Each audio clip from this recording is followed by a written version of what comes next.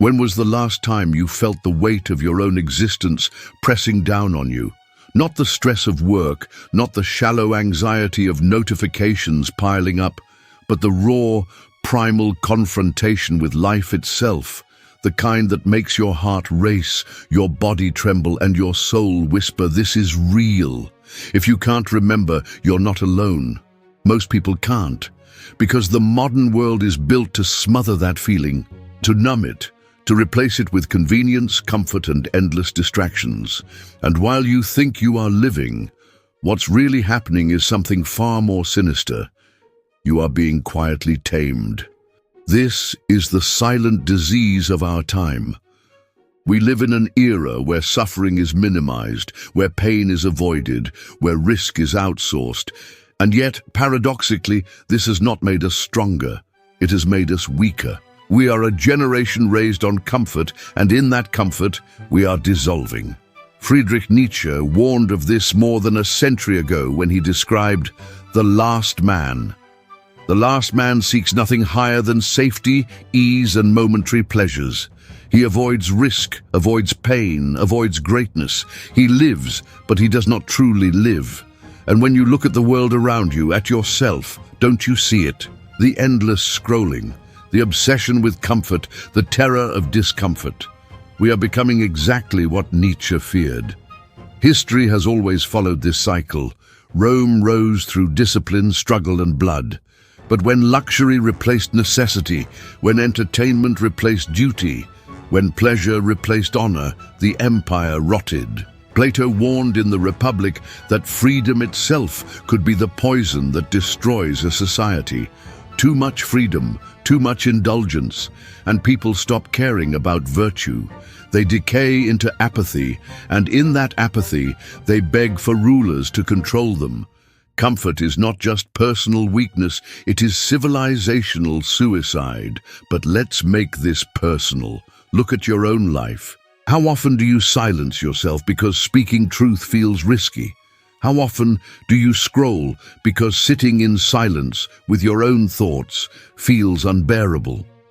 How often do you take the easy path, not because it's right, but because it's safe? Every time you do this, you give away a piece of your strength. Slowly, you become harmless. Slowly, you become invisible. And in that invisibility, something inside you withers. Dietrich Bonhoeffer, imprisoned by the Nazis, saw this clearly. He wrote that stupidity was not the lack of intelligence, but the surrender of freedom. When people give up the responsibility of thinking, when they allow comfort to replace conviction, they become dangerous not just to themselves, but to society. Why? Because they can be led anywhere. They obey without resistance. They blend into the crowd. Evil does not need their passion, it only needs their passivity. Machiavelli, often painted as ruthless, understood the same principle. He argued that necessity is what sharpens human character. Leaders rise not from comfort, but from crises. Citizens grow strong, not from ease, but from hardship. But when necessity vanishes, when survival is guaranteed, when abundance flows freely, strength disappears. We see it today. A world obsessed with convenience has bred fragility.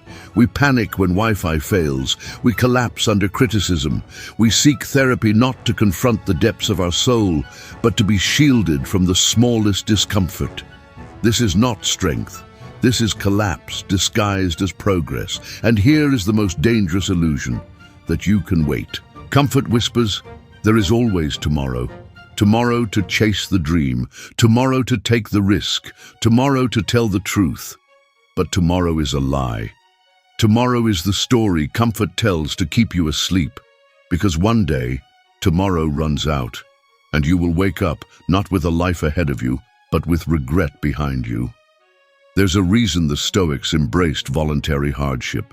Seneca slept on the floor, fasted, and wore rough clothing, not because he loved pain, but because he knew comfort was the real enemy.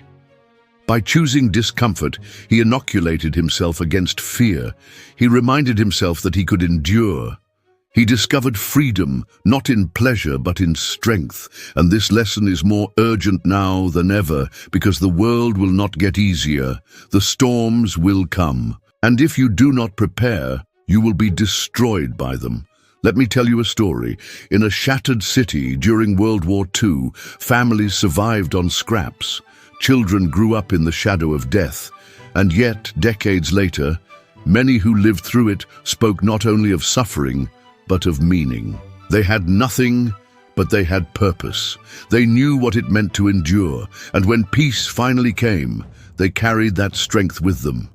Contrast this with our world of abundance, where we have everything, yet feel emptier than ever. Isn't that terrifying? Struggle forged meaning, comfort erased it. So what does this mean for you? It means that your discomfort is not your enemy, it is your salvation. It is the cold shower that wakes you, the conversation you fear, the risk you avoid, the silence you refuse to sit in. Behind each lies a door, and behind that door lies the strength you've been searching for. But most will never open it. They will stay in their padded cages, safe, entertained, distracted, until their lives quietly slip away. The names we remember, Socrates, Spartacus, Bonhoeffer, were not comfortable men. They walked willingly into struggle, and in doing so, they carved themselves into legends. They lived lives that mattered, even if those lives were cut short. And here you are with a choice, to live safe and small, or to step into discomfort and claim something greater.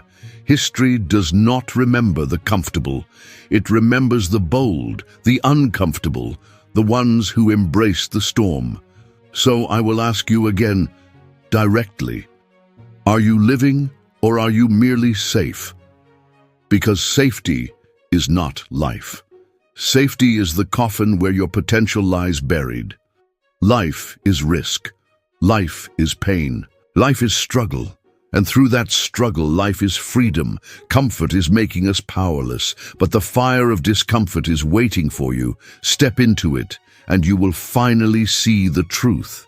That pain is not the end of life. It is the beginning of it. So choose now. Will you stay safe in your padded prison, waiting for tomorrow that never comes? Or will you step into the storm and finally, truly live?